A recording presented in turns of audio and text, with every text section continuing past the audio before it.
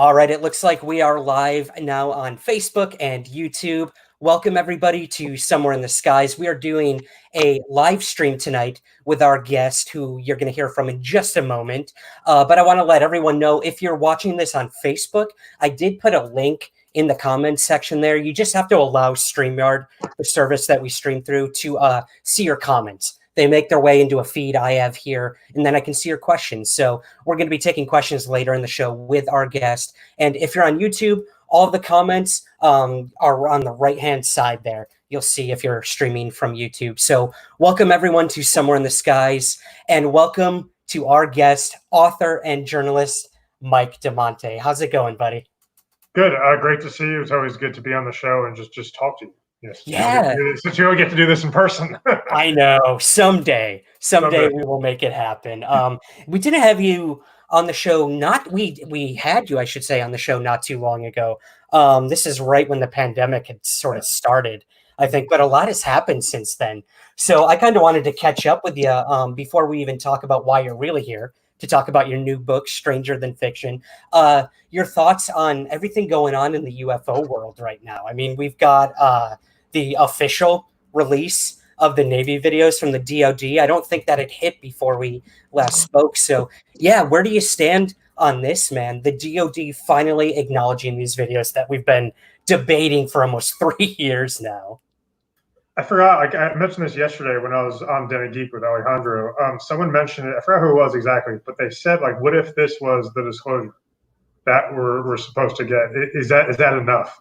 And I was like, honestly, if you look at it at face value, I mean, it should be. The fact that they're basically admitting that not only the videos are real, but the phenomenon itself is real. I mean, we've never seen anything like that. So I think if that is the disclosure, we were getting from To the Stars or the Pentagon or whatever, so be it. I think that's great.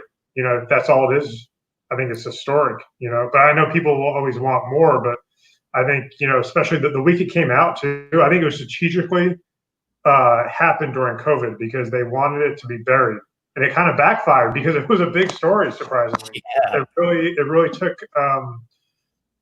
control of a lot of the outlets and the media. So yeah, that was crazy how it kind of backfired on the Pentagon.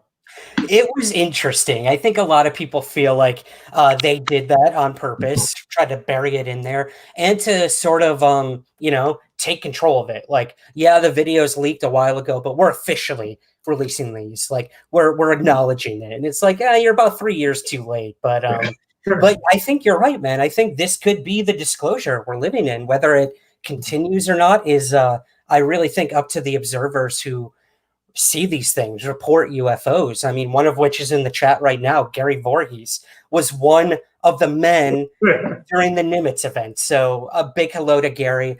I've got some really exciting news to share about Gary and some stuff we're working on in the near future. But thanks for joining us, Gary. But yeah, man. So the real reason I have you here today is to talk about Stranger Than Fiction. Your sort of, I guess, your Return of the Jedi of your trilogy, as it were, of punk rock and UFOs. So, yeah, before we kind of dive into, I want to focus on a couple chapters that I really found interesting in the book. But before we do that, could you sort of give us like a summary? What is this book about, and what makes it different from the first two in punk rock and UFOs? So this book, it's almost like, it's kind of like, the trilogy in the sense where, you always wanted to kind of come to an end in a sense. Like, I'm not saying I'm never going to write a UFO book again, but I wanted to do something different. I feel like so many UFO cases and so many stories have just been beaten to death. So I really want to do something unique. And this is basically building off of the previous books. So when I started with this one, I started with the previous ones, like, True Believers. I really wanted to kind of focus on, some of the people who are doing the great work in the UFO community and researching, and also to try to kind of bridge that gap between the common person to try to get interested in this topic in the first place. Mm-hmm. This book is basically, the idea behind it is to try to normalize the idea of paranormal, just to realize that, because it's really not that weird. Some of the stuff that we study, even the more far out stuff like consciousness and, cryptozoology and, near-death experiences, all these things are rooted in some truth. and a lot of fictional stories throughout the years, whether it's through myths, folklore, comic books, pop culture, have mirrored that.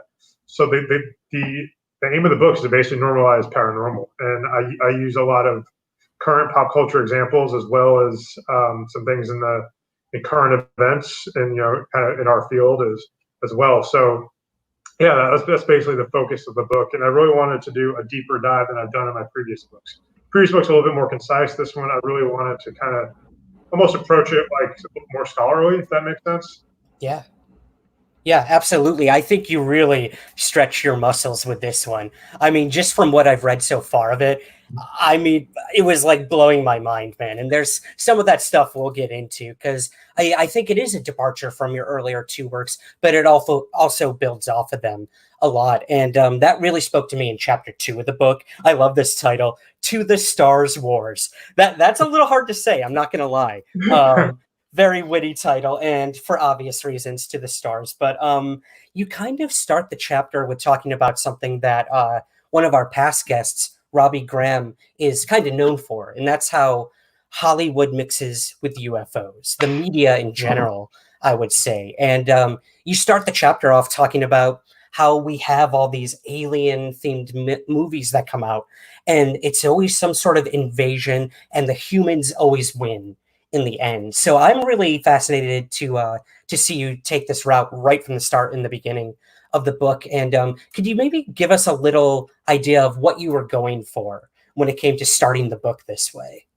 Well, yeah, this is the second chapter, and I really wanted to introduce kind of, the second chapter really dives deep into kind of what we're seeing right now, with the Nimitz and the Tic Tac UFO and all those instances. Well, but I wanted to kind of go back to some science fiction movies and as well, and just kind of this idea that in all of these films that the humans always we always persevere, and I really think that helps with the potential threat narrative.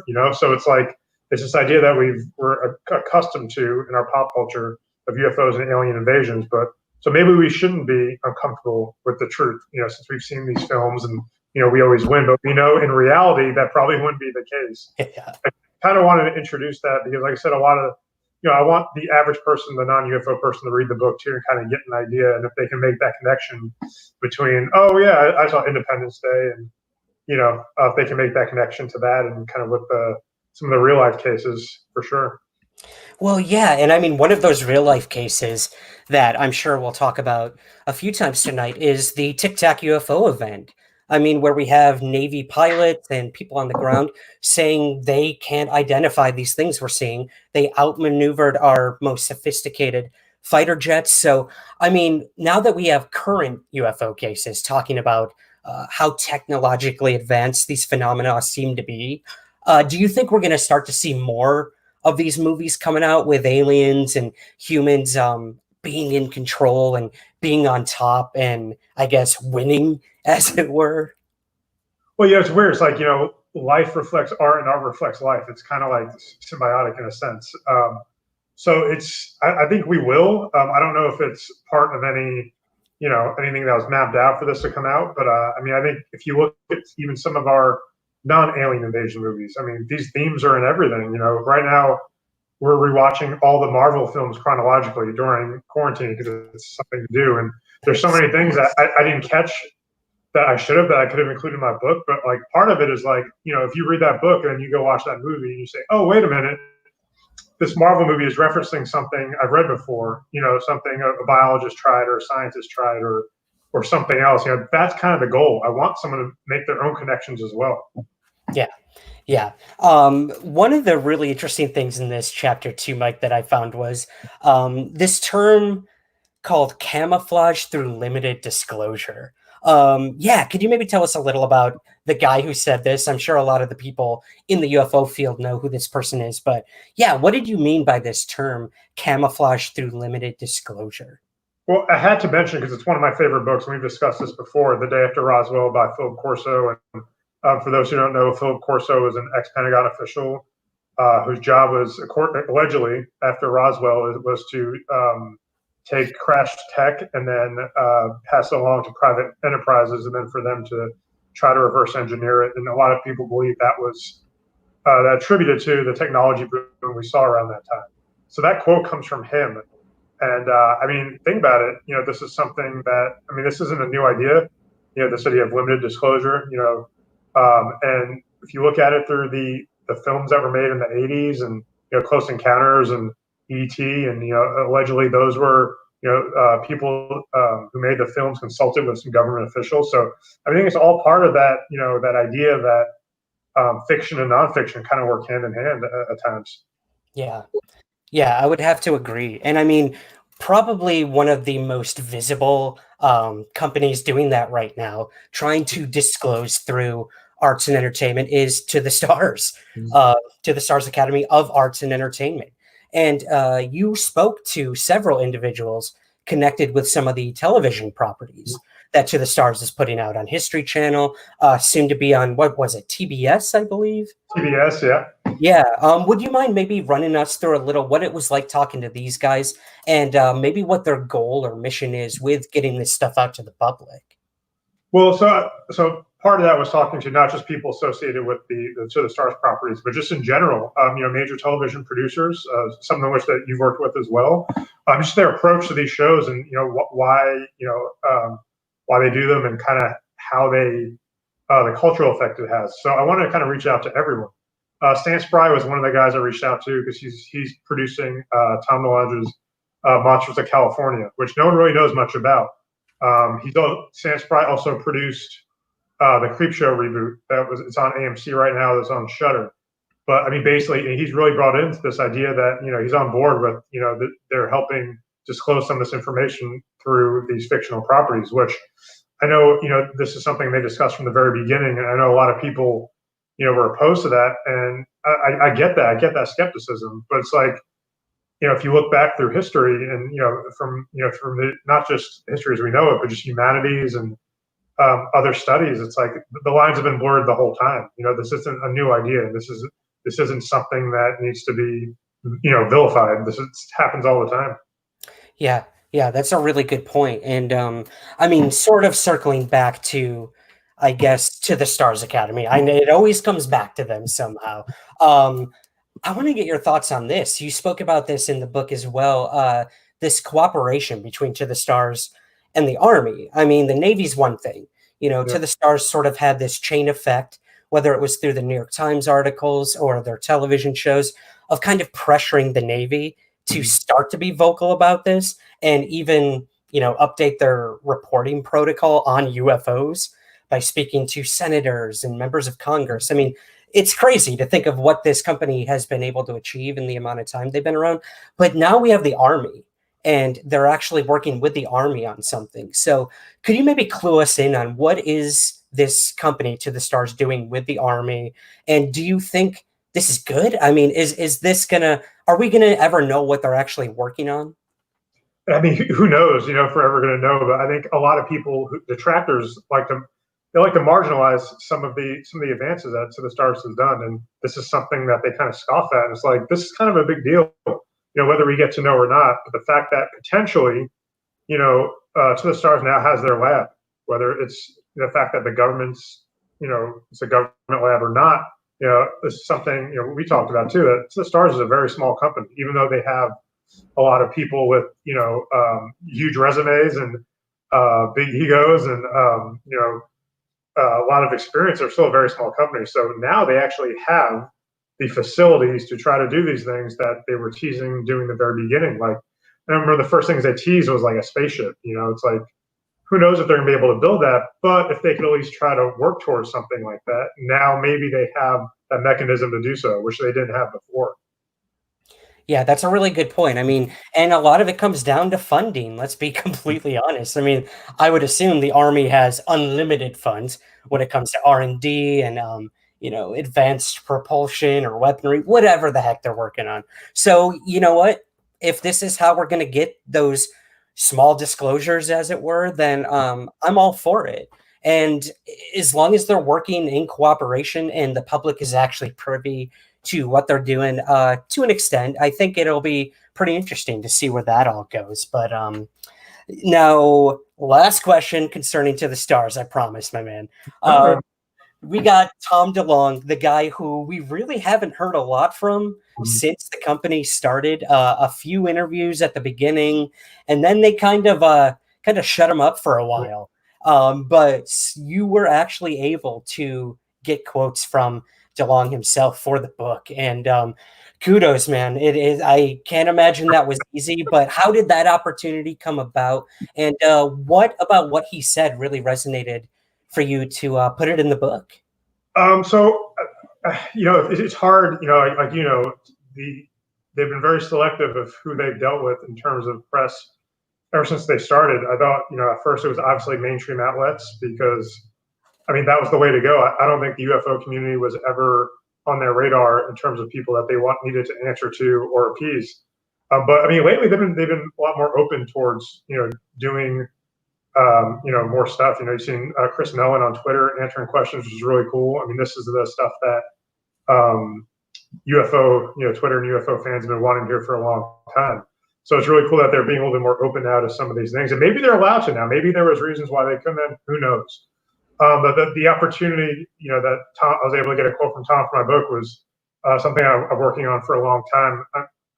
We talked about this in the past. I used to do journalism full-time for Houston Chronicle. I've interviewed Tom before I met him. I sat down with him in the past to do like music interviews. So I've always had a working relationship with the people who handled them, but that all changed when To the Stars happened.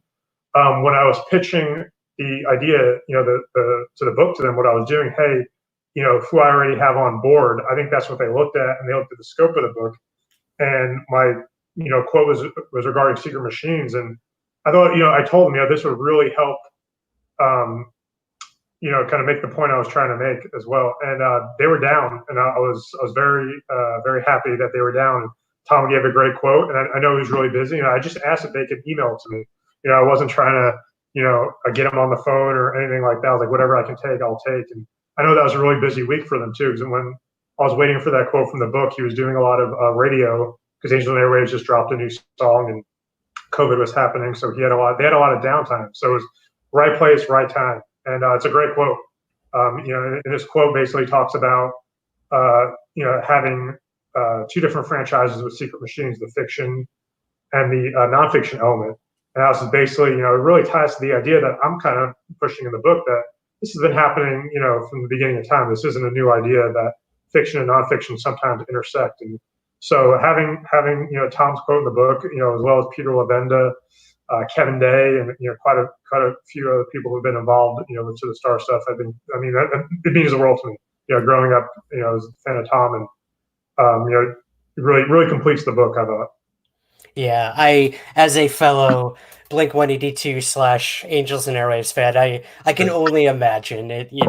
That's awesome, man. Well, I mean, sort of that idea of truth and fiction, or fact and fiction blending.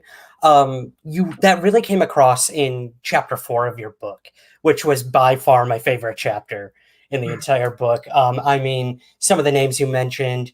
Jeffrey KRIPAL was involved, a bunch of other people, and you start the chapter with a really good quote by Jeffrey KRIPAL. So I was wondering if maybe you could give us an idea of who this guy is, and what that quote meant to you to put it at the beginning of the chapter.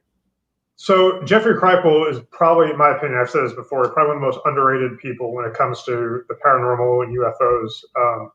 And he's just very just nonchalant about it too. It's like, and I met him a couple years ago when I interviewed him for my last book, and since then I've kind of befriended him. I did the story. I think last time I was on, we talked about the archives that he's housing at Rice University in Houston. And for those who don't know, he's basically getting just an incredible collection of documents from the CIA. Not from the CIA. I don't want to say that, but basically, from like the certain experiments that were done from different scientists did, as well as all the notes from Jacques Vallée, Whitley Schreiber, all that stuff that he's getting housed in there. So he is a professor of religious studies. He's an expert at the paranormal. He's been studying this stuff for years. He's on the more the humanity side. He's not the nuts and bolt, UFO guy. He's one of those guys who's basically, the future of ufology is going towards, more spiritualism and consciousness. And he's one of those guys who for years have been writing about the weirder elements of it. So yeah, I started off with a quote. I think the quote I used was to start that chapter was, Ryan, which one was it? The one about the Bible is full of what we refer to as paranormal stories? Yes. Yep, that was it. And he's a professor of religious studies as well, so he's had his own experiences too, and he's absolutely genius. But I think that quote really hits home because it's true. You know, if you were to present, you know, the stories that you read in the Bible to them, that was life. It wasn't what we call paranormal. You know, so somewhere, I'm not saying every story in there is true, but somewhere between then and now, something's changed with how we view this, and our reality in general has changed. Absolutely, yeah, and the word God is probably going to come up a lot in this conversation, and that's what I love about this topic is we seem to be moving into this really interesting age of UFO discourse in mixing it with religion. I mean, people like Diana Pasulka have written about this extensively, and people have been talking about this for a really long time too. And I thought it was really interesting. Another person that you got to contribute to this chapter was, like you mentioned, Peter Levenda, who has worked with Tom DeLonge on the Secret Machines books, the nonfiction books. Am I correct? Yeah. Now, I don't remember which of the books it was in, but this idea of the cargo cult, I think this was the first book that came out. Okay. Could you maybe describe what that is to our audience? Because I had never even heard of it before I read the book, and I feel like a bad ufologist because of that. But yeah, maybe run us through what cargo cult is and why it plays such a big role in what Levend is talking about with UFOs. So in general, it's the idea of a cargo cult is when a civilization, and I'm not saying uncivilized, but when an unindustrialized civilization kind of discovers a technology for the first time. That is like the basis of it. But in terms of how it's applied to ufology and as well, it's almost looked at, I mean, if you look at the ancient astronaut theory, it kind of takes that idea that, you know, what if a society that's never seen an aircraft before, they see an aircraft all of a sudden, what are they going to associate it with? You know, one civilization or culture may think it's a dragon. One may think it's a giant bird because they've never seen it before. So what Peter Levenda does in the first Secret Machines book, Gods, is he basically takes that and he really dissects it in a way that's really hasn't been done before. He almost takes what Zachariah Sitchin and Eric von Daniken did and really approaches it from a more academic manner, if that makes sense. It's less that everything is aliens to more of let's really get to the bottom of what these cultures believe and what they potentially saw. So that's his angle. Yeah, and I mean, I remember speaking to Micah Hanks not too long ago about this whole idea that UFOs throughout time and how they've been perceived, and it really does depend on the culture viewing it. I mean, if you're back in the days of antiquity and you see a flying wheel in the sky, like you're probably going to think it's a god or something like that. Or you see these flying shields in the sky during a time of war. This could be a a aberration or a sign of bad things to come. So it is really interesting to see throughout time how possibly the UFO phenomenon has been perceived. And one of the quotes that was in this chapter, it came from you.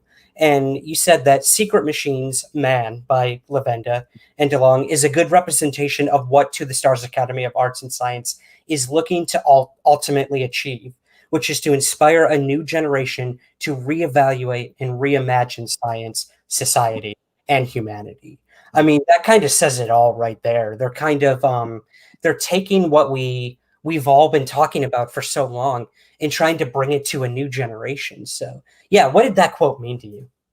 I mean, I just wanted to kind of just summarize not only that book, but I thought that book was a good, or those books in general, both the Secret Machines books, just in good in general, of their overall, I guess, trajectory.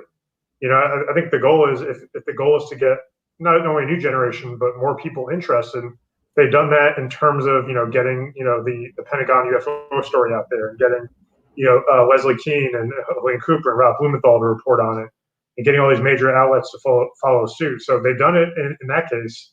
And if you have books to accompany it, and someone may pick it up because of maybe they're a fan of Tom, or maybe you know, they're into UFOs like we are, and you know, they may learn something new. I think ultimately, you know, the best thing you can do is get more people involved in the subject, and no matter how you do it, I think could be beneficial.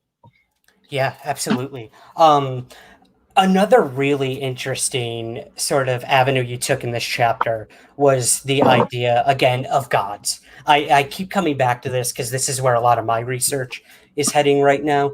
And you brought up Levenda talking about how, let's take Jesus, the Son of God, for instance, on Earth doing these miraculous things, could be considered alien in many different ways. And what do we do to him as humans? We killed him. And you brought up another really interesting analogy that tied to this within the DC Comics universe. So, could you maybe tell us a little about what you were trying to say, connecting Jesus to Superman? Please give me Vincent. So, like the Jesus Superman connection isn't something that I came up with, or it's not anything really new per se. But I was looking at how it was approached in the films and the Man of Steel to Batman vs Superman. Everything Zack Snyder planned for his trajectory of those films. Obviously, you know, the Snyder cut will get a better idea, but he really took the idea of if Superman existed in our society today, how would he be treated? And I mean, would he be treated like Jesus was at first, Savior?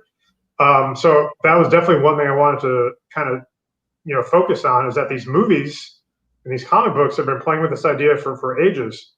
And yeah, it's funny because, you know, Batman vs Superman really played up to this idea heavily, and the film got really bad reviews and people didn't like the tone. But I mean, I think that was a great take on it, because if Superman was to exist in the real world today, he would definitely be vilified. Absolutely. I mean, if you look how we treat people who are different than us all the time, you know. So could you imagine a god coming down, an alien coming down from the sky with godlike abilities?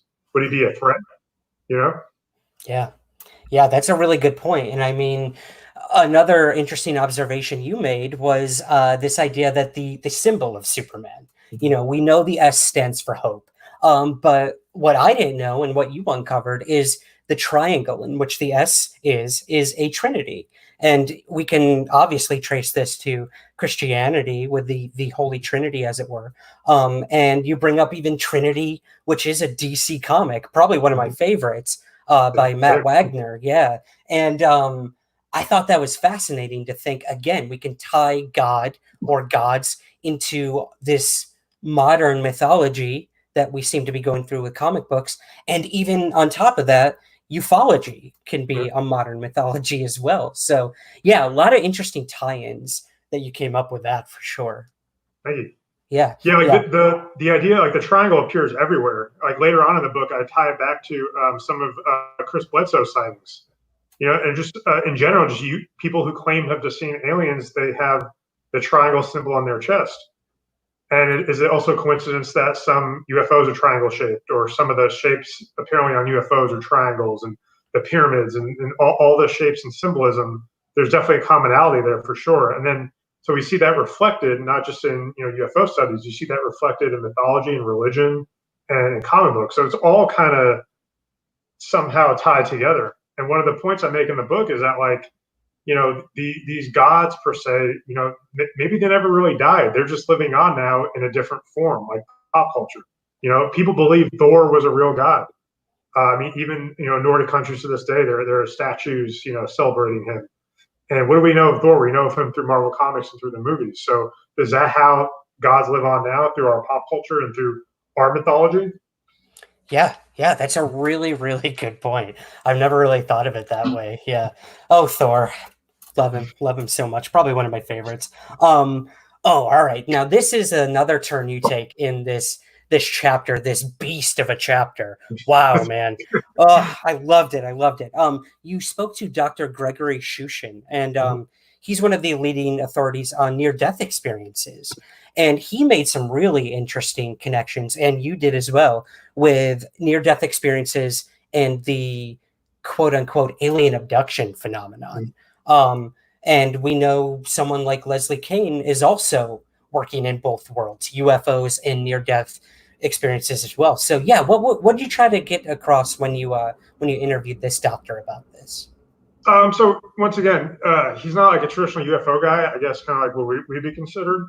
Um, but he has a very rich, just vast pool of knowledge about other cultures and how they see things, and especially when it comes to some of these phenomena. So I really wanted to reach out to doctors and more academic professionals and professors, and just to kind of get that viewpoint on it too, because I feel like there's just so much more we can learn just by reading about other cultures and how they view things. I did a whole story on my website too, and I just kind of pulled from some of his quotes included in the book too. And I think it was fascinating. There's a bunch of other people who've been doing this stuff for years, and just seeing the commonalities between near-death experiences and other weird phenomena that sound similar to UFO abductions too. Like there are all these different phenomena that somehow have this common thread. Yeah, I know there's one individual in my book that is coming to mind immediately, and that's a guy named Michael Carter.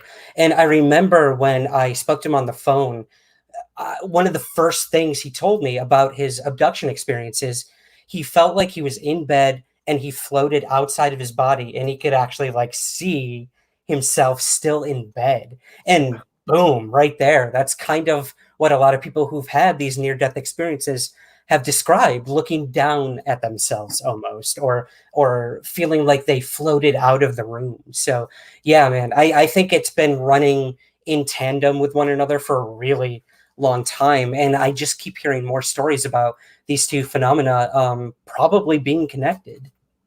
Yeah, like I was saying earlier, you see this in pop culture. You see this in Doctor Strange in the movie. He astral projects himself multiple times.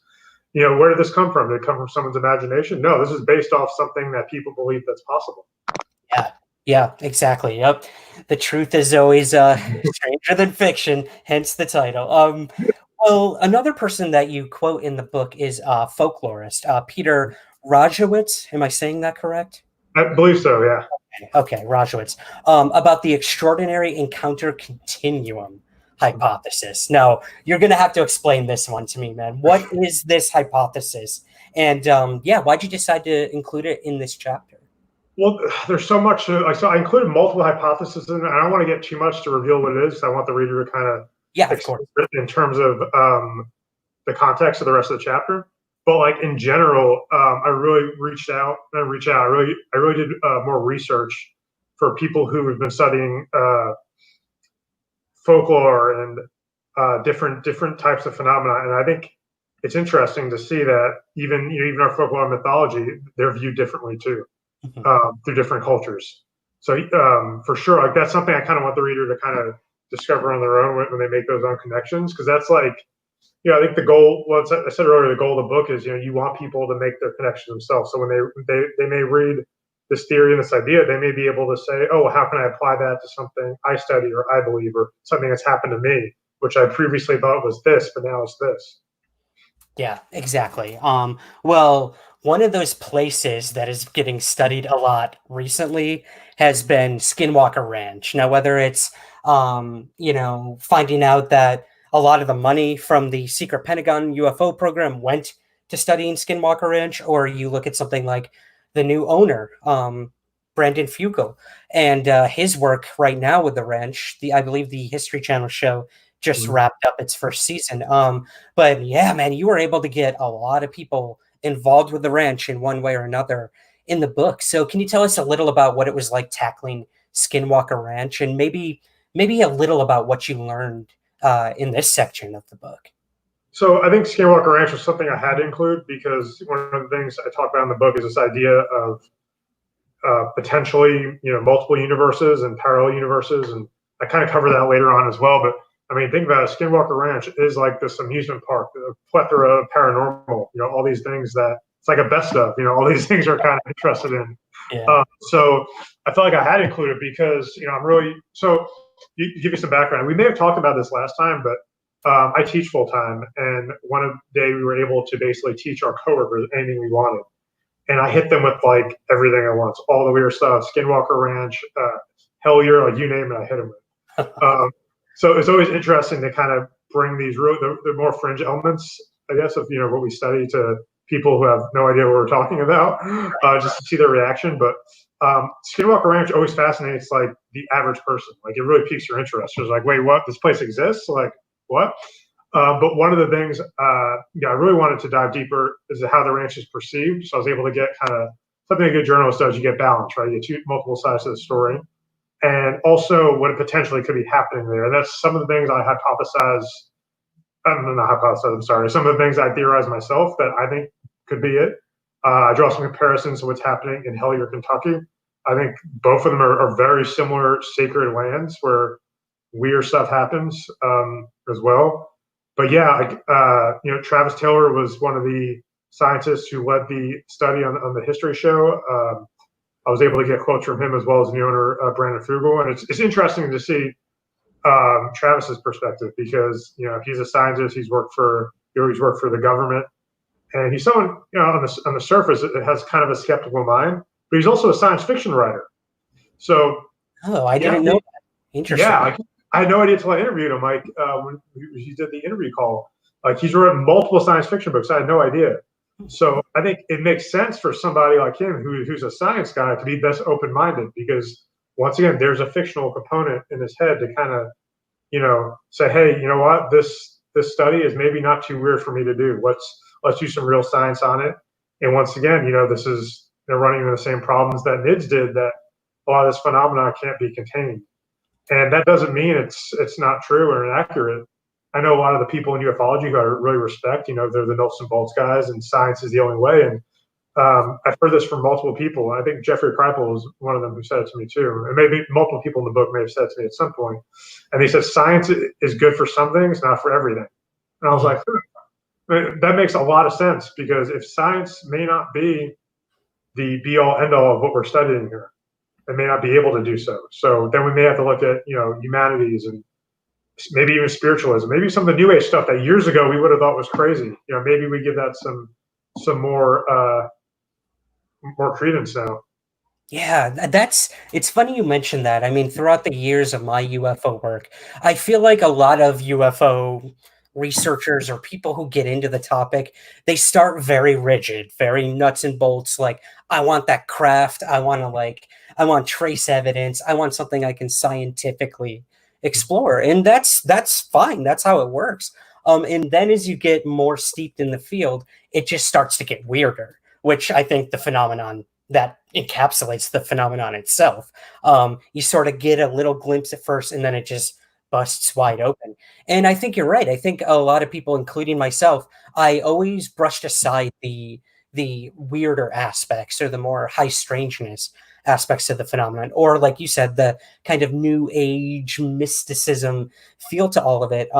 But I'm telling you, I mean, I'm like, what, 12, 15 years in now into the UFO topic, exploring it every day of my life.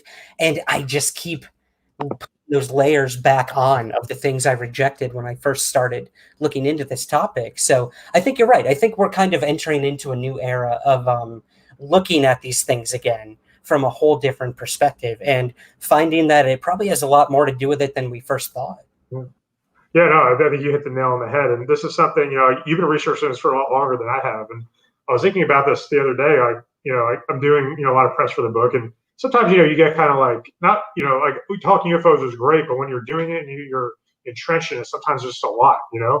And I was like, these people have been doing this for 30 years. Like, how do they not get burned out? Because it's so, I mean, how can you study the same cases over and over and over again and get the same result? So I think it's great that a lot of us are doing things differently now. Stranger Than Fiction, I didn't want to write another traditional UFO book. I want to do something different. Like when I read your Somewhere in the Skies for the first time, I was like, this is great because it's different. Like your approach was different. And some of the cases you covered were fresh. And I think that's what we need. We need things that are fresh because I feel like some of these cases have been beat to death for years. It's like, how much more can we read about Betty and Barney Hill at this point?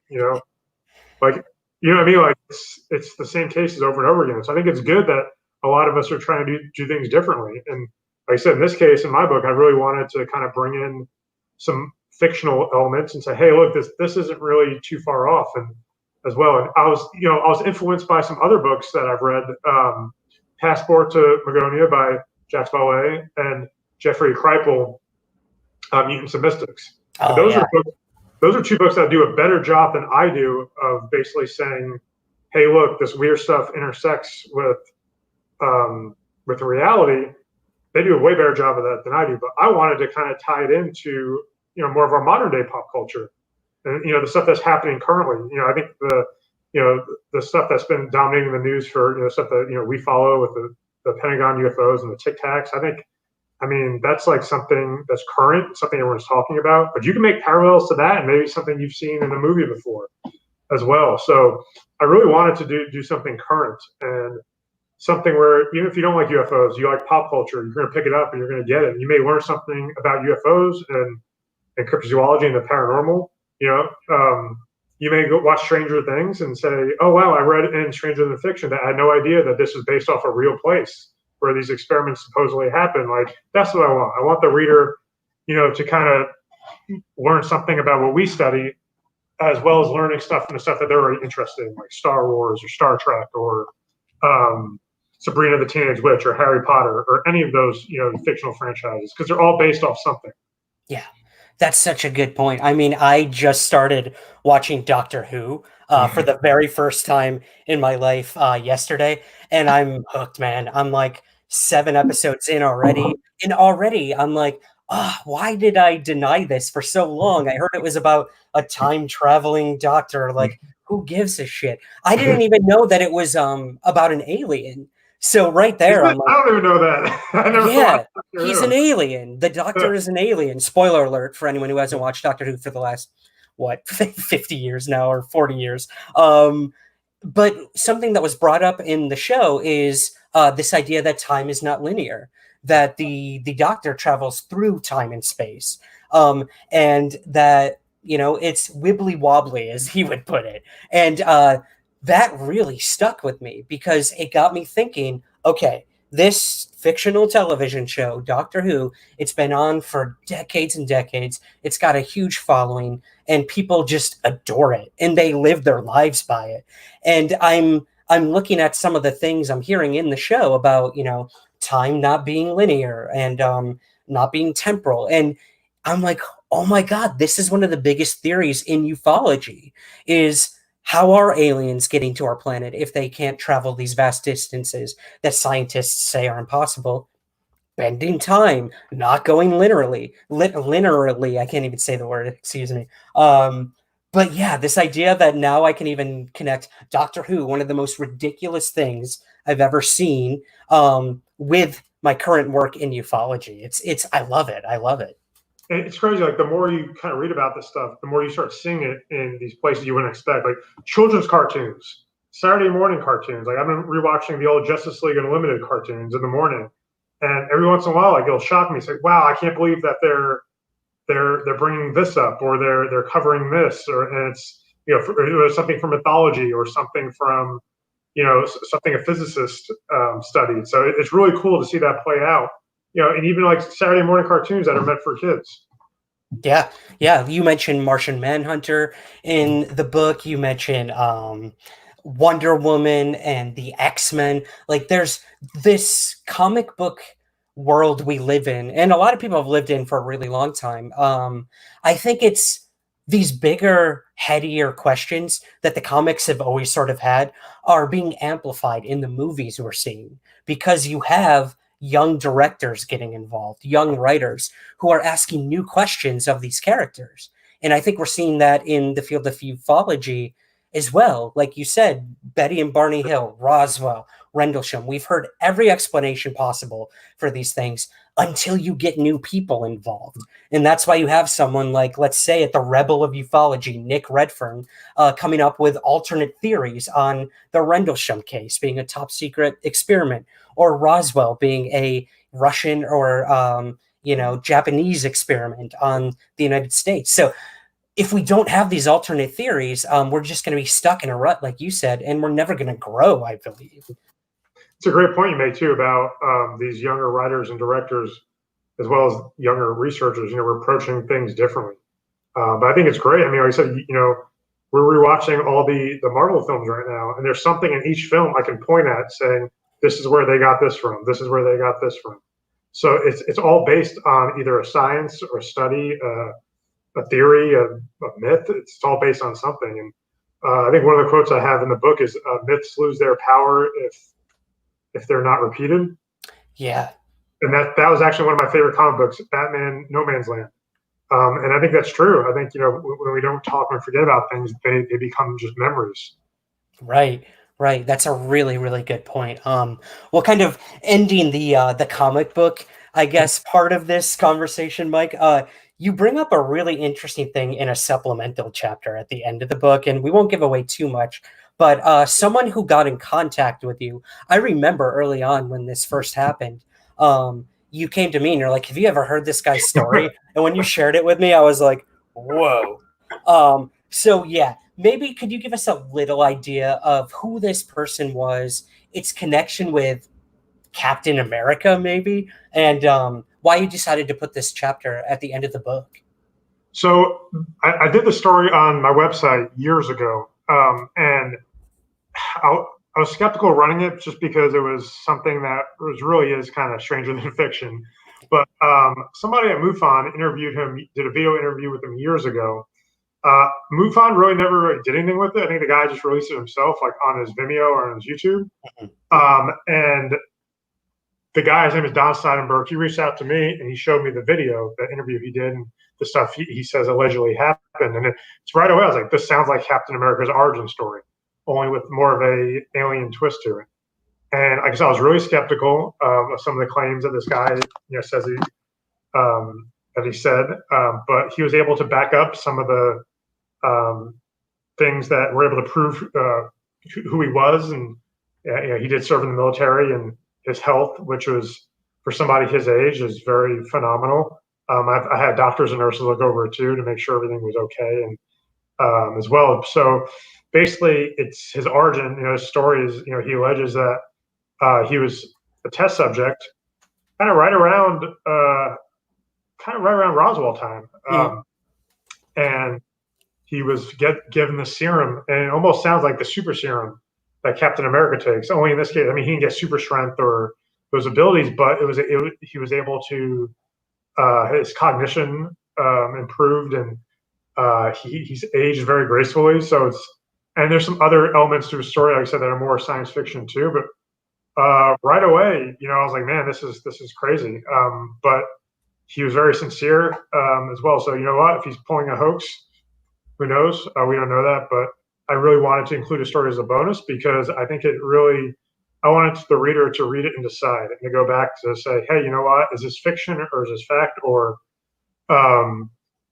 is this, what is this?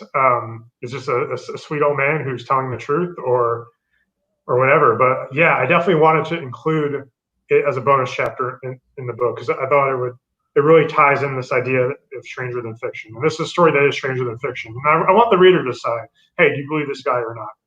Yeah, yeah, I think that's a kind of a good way to encapsulate the whole book is this idea of blurred lines. So, kind of wrapping up the conversation on the book, Mike, what do you want readers to really take away from not only Stranger Than Fiction, but this trilogy of books that you've written? They're unlike anything else I think that's ever been written on the UFO topic. You took a very clear, journalistic and very what's the right word for this challenging approach to the phenomenon. It wasn't just here's a case on this date, it happened, cool. Like you really got in there and tried to look at it from every angle. So yeah, what is punk rock and UFOs, this trilogy of books, and why should people buy the books, man? Let's sell it. So the general idea was, behind the title "Punk Rock and UFOs" was the um, I'm sorry, I'm laughing at some of the comments. They're really funny. I'm sorry, I got distracted for a second. No, I'm looking at him too. So the idea Welcome, was, Dave Altman. so the idea was, the behind the punk rock element is not necessarily the music, but the rebellious nature, how we rebel against certain beliefs that are kind of forced upon us and what we believe in from the start. So that was the general idea around it. With this book, I build on the other books, but this is the book to get because it really builds on what started in the first two books.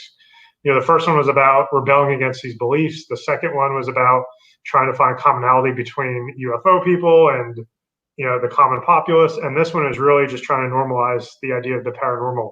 So if the average person, you know, reads a comic book or, you know, sees a movie or a science fiction movie, and then they go back and read their Greek mythology and they make a connection, or they read a UFO study and they make a connection to maybe something they've seen in the movie, and then they realize kind of, hey, look, you know, these fictional components are, there's some nonfiction as well. So all throughout time, this has been happening. So I really want the reader to take that home, that, hey, you know what, the paranormal really isn't that weird. It just only, we've changed, you know, society changed, culture changed, how we view things has changed. You know, years ago, this really wasn't weird to some people, but nowadays, you know, this is, you know, our society is totally different.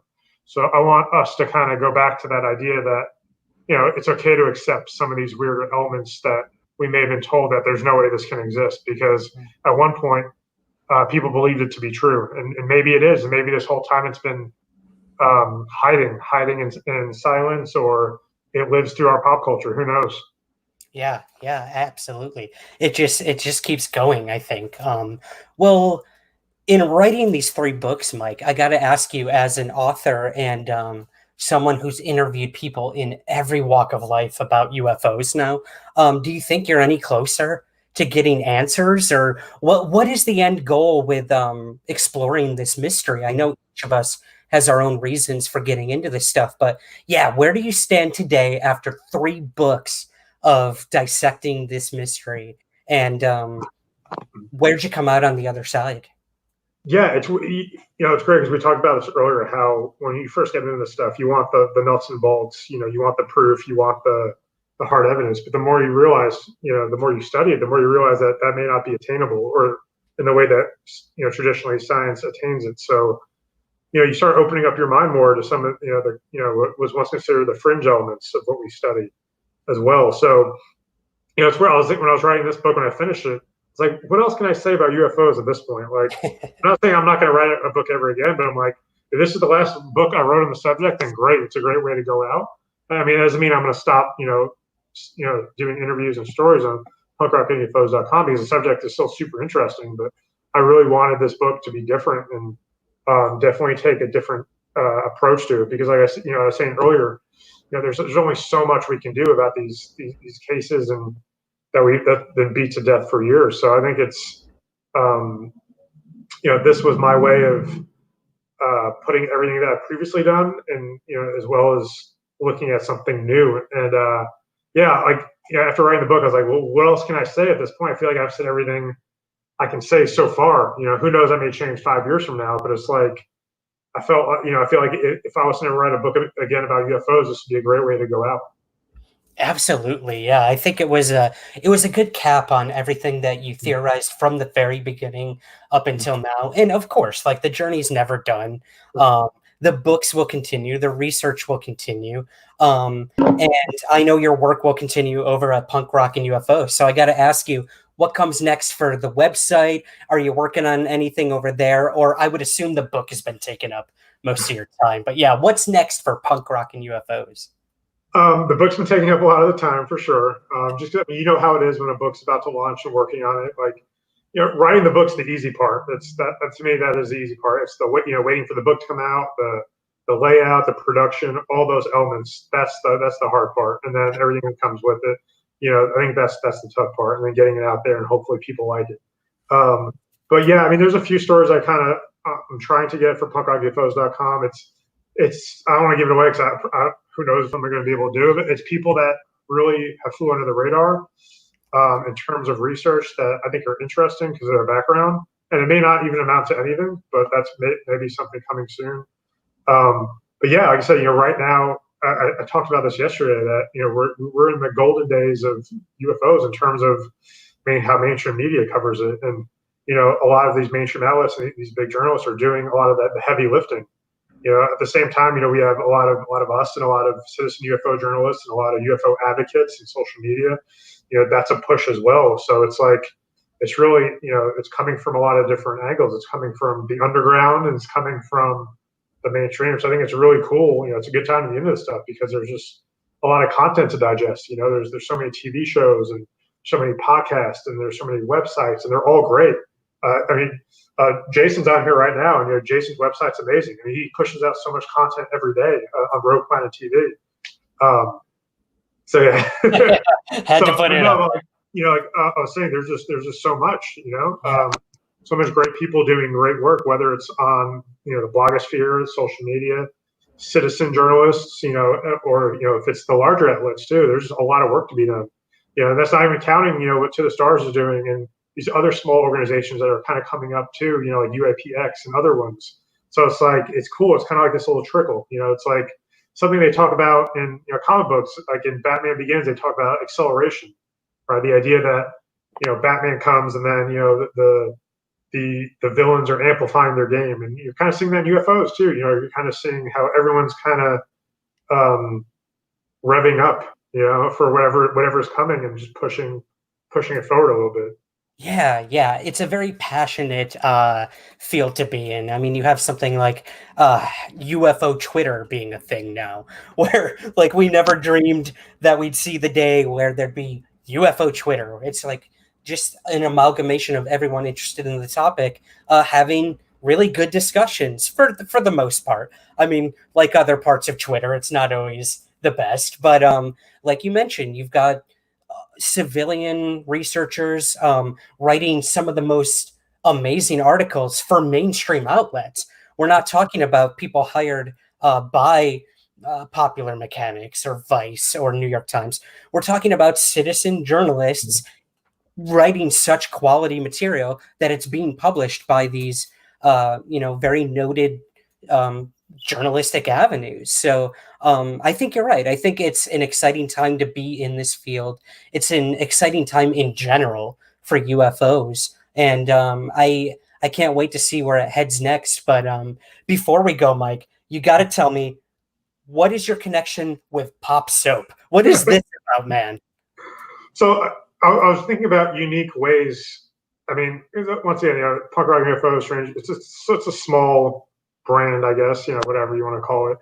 But I have a friend of mine in Houston. They do really cool vegan health products like soap and body washes, and it's all pop culture themed. They do like a Star Wars bar. They do a Harry Potter bar. They do Halloween bars, and like there's really good people too. You know, they work 7 days a week putting out the product. They're at farmers markets. They're at conventions all throughout the United States. You know, selling their stuff, and they're good people. Like they have a great product, good people. And I pitched, you know, hey, you want to do a collaboration? They're like totally down because they never had anything space or alien themed. So I basically told them what the book's about and came up with this bar that kind of looks like the universe. It has like some pink and like gray swirls in it. And it's called Cosmic Cleanse. So that's just a little cross promotional thing we're doing. Because I know, you know, they reach a lot of people, and you know, on the label, there's just going to be kind of a, hey, go read the book too, and it's just a little something, you know, to kind of help cross promote. I think that's kind of cool when you can do that, especially when it's like friends and it's people that you believe in their product and what they're doing as well. So I think that's really cool. It's cool. I'm going to have like a soap based, a vegan soap based after, you know, loosely, you know, based after the book. Absolutely. And like you said, like writing the book is just half the journey. Marketing it and doing the business side after is a thing on its own. So I definitely commend you for like thinking outside the box in how to get your message out there. And I think that's really cool. In terms of thinking outside the box, you're working with a new publisher with Stranger Than Fiction. So what was it like working with Beyond the Fray Publishing? And yeah, are you excited to be working with these guys? Yeah. So as soon as they announced that, Shannon announced that her and Jeff were doing their own book company, I was like, oh, this sounds so cool. And then as soon as I read the book, the Beyond the Fray Bigfoot, I was like, man, this is perfect. And I was like, I hope they like me. I mean, I know Shannon, and I hope they like the book. I sent them when I was working on, and there's part of me that was confident. I'm like, you know, this is good, and this is probably unlike anything that they have in the, you know, in the works. But you know, you never know. You never know if it's going to be a fit or not. And I was ecstatic when they said they wanted to put out the book. And you know, right now, everyone they've signed, and you're going to be involved, your next book as well. So I think I said this to you when I found out you were putting a book out for them too. It's like, man, this is like Cash Money Records of weird right now. Yeah. But no, like, they work really closely, with the authors, and they have integrity. And yeah, I mean, once again, they're a really small operation, and the fact that they're churning out books like every other week, they're announcing a new author and a new book, and it's really impressive because it's not easy to do. And I know the work that Jeff does and Shannon does, it's a lot. It's a lot of work. Yeah. So I'm really stoked for this to be the home of the book, and I know it's going to get the proper attention it deserves. And it feels like a little family, which is cool. And it's always cool to have that, that community. Yeah, they're very supportive, and I think you're right. I think they have the best of intentions when it comes to their authors. And if anyone wants to go look at everything else they got over there right now, it's beyondthefraypublishing.com. Mike's book is dropping Tuesday, June 16th. Where can we find the book, Mike? Amazon and BarnesandNoble.com, print and ebook. And I believe eventually they're working on getting all their titles audiobooks. Eventually. Yeah. I think they're doing. I think they just did the audio for Beyond the Fray Bigfoot, but that's something I didn't even think would be possible. And when I first had the meeting with them, they're like, "Oh yeah, this is something we're doing." I was like, "Oh, that's really cool," because somebody actually asked about that when I announced the book was coming out. They're like, "Is it going to be an audio book too?" So that's really cool. But yeah, just Barnes and Noble and Amazon.com, which is basically a lot of the smaller publishers. That's how they go. It's basically people order their books online anyway. It's really hard to get physically in stores unless you're a major publisher. But so many of these smaller book companies, I think, are doing great work and putting out some of the best stuff out there. I mean, you look at what Jeff has put out on his own. Like he's a best-selling author as well. So it's very impressive to see the range, with Barnes and Noble and Amazon, that smaller publishing companies and smaller authors like us, that we can reach such a large audience of people. Yeah, that's a good point, man. Yeah, I mean, I think a lot of people get worried about Amazon taking over everything, and Spotify taking over the entire podcasting platform. But there will always be independents out there, and I think that's where you get the true, honest stuff, unfiltered. So I got to thank you for coming on today, Mike. The book was awesome, man. I can't wait to dive deeper into it. Again, the book is Stranger Than Fiction. This has been Mike Damante. Mike, thank you for joining me on Somewhere in the Skies. Thank you, Ryan, for having me so much once again. It's always good to be on and just talk to you in general, because we don't live in the same state, so we don't hang out. So it's always cool to connect and stuff. So thank you so much, and I know your audience is great as well. I think you have such a great platform, and like you said, you have a really awesome, loyal audience, not just mutual friends that we know, but just in general. So it's really good to kind of reach out to your audience and everything you do. So thank you. Thank you. They truly are the best, and I know they're going to love the book. So again, thanks, Mike.